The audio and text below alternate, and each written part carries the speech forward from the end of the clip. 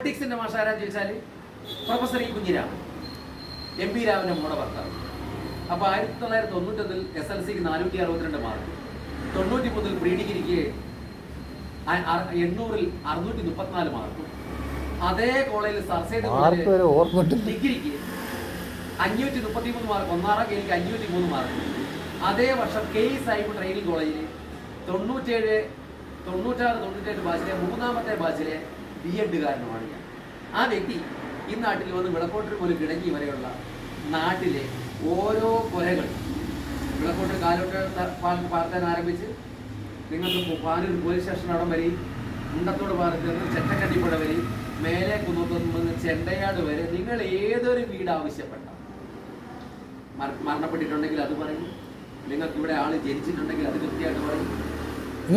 അതിനിടയ്ക്ക് നിങ്ങളെ പേര് ശരിക്കും പറഞ്ഞാൽ സാജി ജോസ് എന്ന് പറയുന്ന അച്ഛൻ്റെ പേര്. ഓക്കെ. പിന്നെ ഇവിടെ ജോസുകളൊക്കെ കുറവാണ്, ആകെ ഒരു ജോസ് ഞാനേ ഉള്ളൂ. അപ്പോൾ കേരളത്തിലെ എല്ലാ സ്ഥലങ്ങളും നിങ്ങൾക്ക് കൃത്യമായിട്ട് പറയാൻ കഴിയും. കൃത്യമായിട്ട് പറയാൻ നമ്മൾ ഒരുപാട് വായിക്കുന്ന ആളാണ്. നിങ്ങൾക്ക് നല്ല വിദ്യാഭ്യാസം കാര്യം. പത്രം വായിക്കും, ഒരു ദിവസം 5 പത്രം വായിക്കും. 4 മലയാളം പത്രം, 1 ഇംഗ്ലീഷ്, ഇന്ത്യൻ എക്സ്പ്രസ്. അത് ഹിന്ദു കുറച്ച് കട്ടിയാണ് ഇംഗ്ലീഷ്. ഒരു ദിവസം മലയാളം വാർത്തയും ഇംഗ്ലീഷ് വാർത്തയും ഹിന്ദി വാർത്തയും തിരിച്ചും മറിച്ചും കേൾക്കും. അങ്ങനെയാണ് പഠിക്കുന്നത്.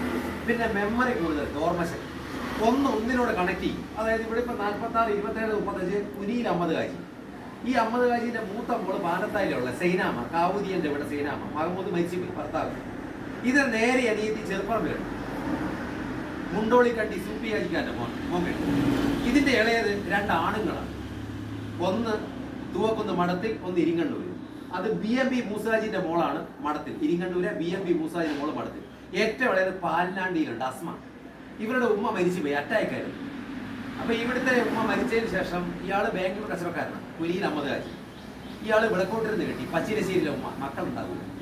അത് ആ ഉമ്മയ്ക്ക് മക്കളില്ലാഞ്ഞിട്ട് 3 പേര് പൊയിലൂരിന്ന് കല്യാണം കഴിച്ച് ഒഴിവാക്കിയത് ഈ ഉപ്പ ഏറ്റെടുത്തു, മക്കളില്ല. അവസാനം ഈ മക്കള് ഈ ഉപ്പ ഈ വീട് എഴുതി കൊടുത്തു ഈ ഉമ്മയ്ക്ക്. മുണ്ടിയനോട് ഇബ്രാഹിമിന്റെ വീടിന് തൊട്ടടുത്ത് ഇവരുടെ മൂത്ത മോൻ പാർക്കുന്നുണ്ട്. അവൻ 50 ലക്ഷം രൂപ കൊടുത്തിട്ട് ഈ വീട് തിരിച്ചെഴുതി വന്നു.